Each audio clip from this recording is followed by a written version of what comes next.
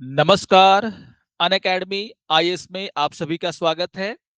और आज के डेली करंट अफेयर्स के आज के सेशन में हम डिस्कस करने वाले हैं बिहार को लेकर के ही, क्योंकि बिहार बीपीएससी का जो है एग्जाम भी होने वाला है और इसको लेकर के जो भी इंपॉर्टेंट अपडेट्स आ रहे हैं उसको हम लोग यहाँ पर देखने का काम करते रहेंगे।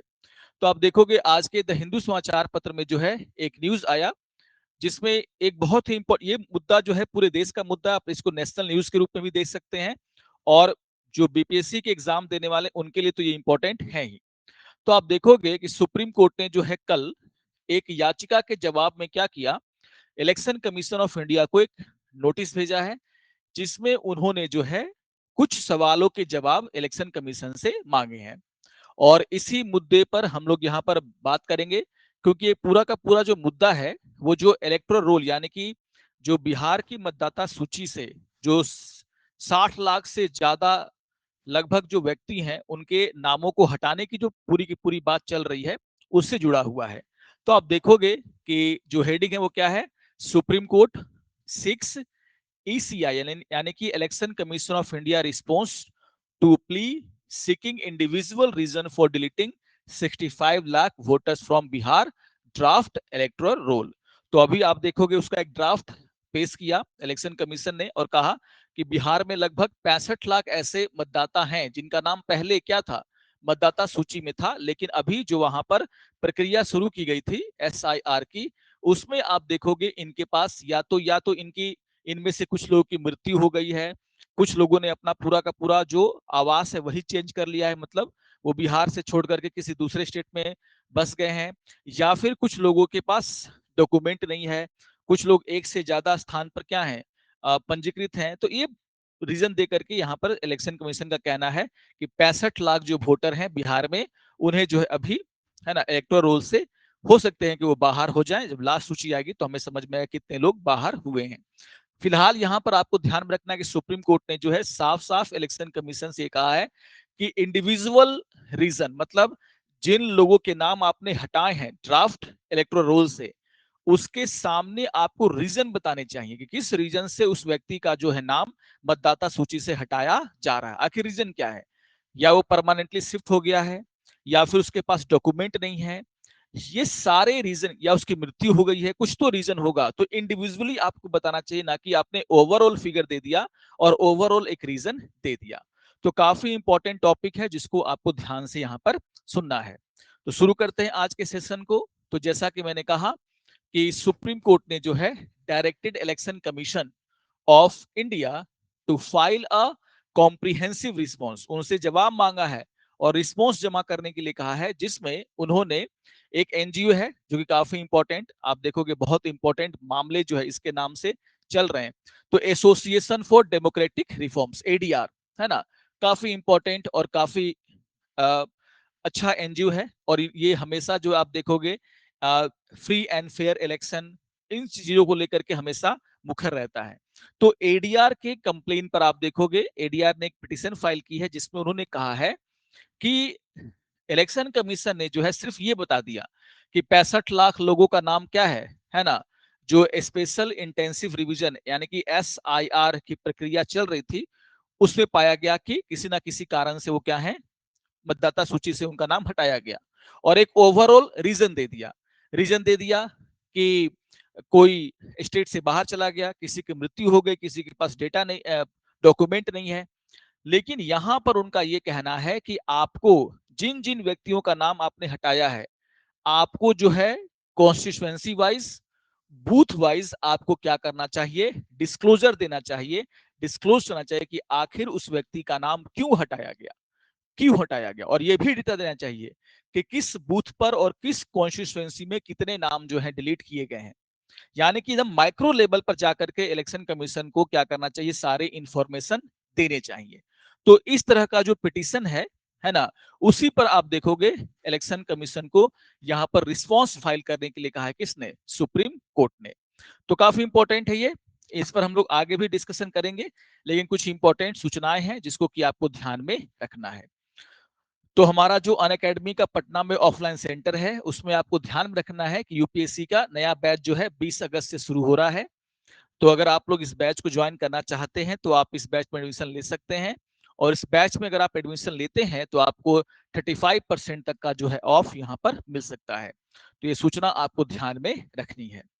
इसके अलावा आपको ये भी ध्यान में रखना है कि अनअकैडमी का जो वेबसाइट है वहां पर आपको कई फीचर्स जो हैं फ्री में दिए जा रहे हैं, आप उसका यूज कर सकते हैं। जैसे अगर आप हमारे जो मंथली मैगजीन है उसको डाउनलोड करना चाहते हैं, अगर आप जो वीकली समाचार पत्र है उसको एनालिसिस को डाउनलोड करना चाहते हैं, या फिर एनसीईआरटी के नोट्स या फिर पीवाईक्यू डाउनलोड करना चाहते हैं या फिर देखना चाहते हैं, तो आप यहाँ से क्या कर सकते हैं, इस वेबसाइट पर विजिट करके इसका लाभ उठा सकते हैं। तो ये सारी बातें आपको ध्यान में रखनी है। इसके अलावा आपको ये भी ध्यान में रखना है एक और इंपॉर्टेंट इंफॉर्मेशन कि प्रीलिम्स 2026 और मेंस 2026 को ध्यान में रखते हुए टेस्ट सीरीज जो है शुरू किया जा चुका है, और इस टेस्ट सीरीज को भी आप ज्वाइन कर सकते हैं। हिंदी और इंग्लिश दोनों में ये टेस्ट सीरीज जो है आपको उपलब्ध रहेगा। ओके, तो ये 3 इंफॉर्मेशन ऐसे हैं जिसको कि आपको ध्यान में रखना है। अब आते हैं हम लोग अपने टॉपिक की तरफ। तो जैसा कि मैंने कहा कि एडीआर ने जो है पिटिशन फाइल की है बिहार में, जो एक्सरसाइज चल रहा है एसआईआर का उसको लेकर के, और जो ड्राफ्ट इलेक्टोरल रोल यानी कि मतदाता सूची, जो ड्राफ्ट मतदाता सूची यहाँ पर जारी किया गया जिसमें 65 लाख लोगों के नाम हटाए गए हैं। तो यहाँ पर एडीआर का ये कहना है कि आपने जिन जिन लोगों के नाम हटाए हैं, ओवरऑल आपने रीजन तो दे दिया कि किसी की मौत हो गई, कोई स्टेट से बाहर चला गया, है ना, या फिर आपने ये बता दिया कि किसी ने डॉक्यूमेंट सही नहीं जमा किए, तो किसी किसी का एक से ज्यादा क्या है कॉन्स्टिट्यूएंसी में नाम है, आपने एक ओवरऑल रीजन तो बता दिया। लेकिन एडीआर का कहना है कि आपको इंडिविजुअली बताना पड़ेगा कि जिस नाम को आपने डिलीट किया है उसके पीछे का रीजन क्या है। या तो उसकी मौत हो गई है, या वो परमानेंटली बिहार से शिफ्ट कर गया है, या फिर उसके पास डॉक्यूमेंट, आखिर किस कारण से जो है इंडिविजुअली उस व्यक्ति का नाम हटाया गया। तब जाकर के यहाँ पर पारदर्शिता जो है स्थापित हो पाएगी, ट्रांसपेरेंसी जो है स्थापित हो पाएगा। और इसी पर आप देखोगे कि सुप्रीम कोर्ट की एक बेंच ने जो है कहा है कि सीधे सीधे आप क्या ऐसा फाइल कर सकते हैं, ऐसी सूचना दे सकते हैं। क्या इलेक्शन कमीशन अब इस पर क्या जवाब देता है वो तो हमें आने वाले समय पर देखने को मिलेगा। लेकिन सुप्रीम कोर्ट ने उनसे इस पर अपना रिस्पॉन्स देने को कहा है कि क्या आप इंडिविजुअली हर नाम के सामने ये बता सकते हैं कि आखिर उस नाम को क्यों डिलीट किया गया है। इससे एक तरीके से ट्रांसपेरेंसी भी क्या होगी, ज्यादा अच्छे तरीके से स्थापित की जा सकती है। अब आप देखोगे ये पूरा का पूरा मामला जो है वो डिलीशन ऑफ नेम से है। तो यहां पर आप देखोगे कि जो इलेक्शन कमीशन है उसने ये तो बता दिया कि 65 लाख लोगों के नाम नहीं है, इसका रीजन भी बता दिया कि रीजन फॉर डिलीशन क्या है, voters were various including death, permanent shifting, out of the state, duplication of name और अनट्रेसेबिलिटी। ठीक है, लेकिन यहां पर जो है उन्होंने ओवरऑल ये बात बताई है, कॉन्स्टिट्यूएंसी वाइज या बूथ वाइज या हर नाम के आगे कोई भी इंफॉर्मेशन नहीं दिया है। अगर आप देखोगे ये मामला इसलिए गंभीर है क्योंकि ये सीधे सीधे जो है और राइट टू वोट से क्या है जुड़ा हुआ है। वोट डालने का अधिकार हमारा कानूनी अधिकार है, और अगर किसी व्यक्ति का नाम यहाँ पर किसी गलत कारण से हटा दिया गया है तो यहाँ पर एक तरीके से एक अधिकार का उपयोग करने से उस नागरिक को क्या किया जा रहा है, वंचित किया जा रहा है। और यही कहना है किसका, एडीआर का भी, क्योंकि हमें पता होना चाहिए कि उस व्यक्ति को ही पता होना चाहिए कि आखिर उसका नाम किस कारण से जो है मतदाता सूची से हटाया जा रहा, ताकि वो क्या कर सके, आगे की कार्रवाई कर सके। ठीक है, तो ये चीजें जानने के लिए आपको यहाँ पर, है ना। अब यहाँ पर आप देखोगे कि अगर हम डेटा देखते हैं, एक मैं आपको फिगर दिखा रहा हूं जिसमें अगर आप देखोगे तो क्या कहा जा रहा है कि बहुत सारे ऐसे जिले हैं जहां पर 10-10% जो है लोगों के नाम को हटाया गया है।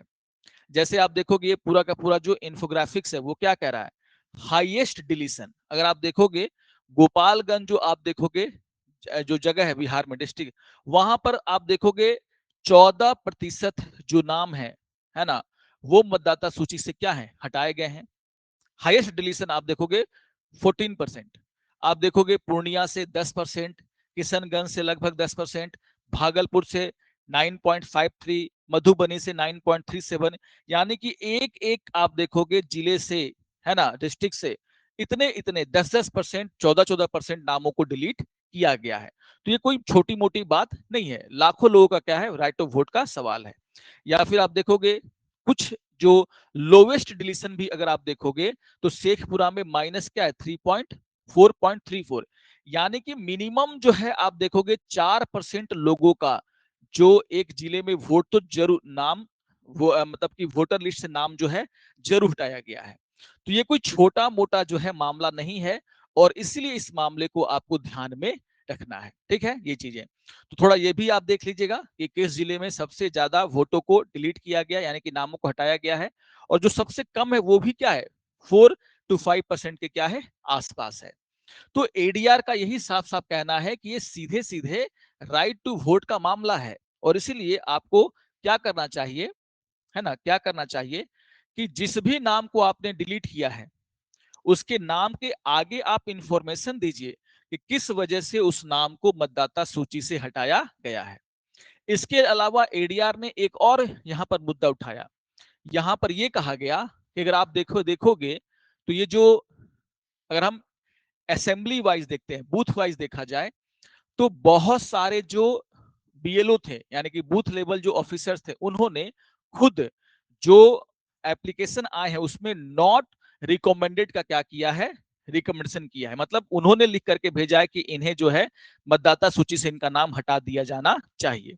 अब इसकी भी जांच होनी चाहिए कि आखिर हर बूथ पर कितने लोगों के नाम हटाने को लेकर के बीएलओ ने क्या किया है, रिकमेंडेशन दिया है।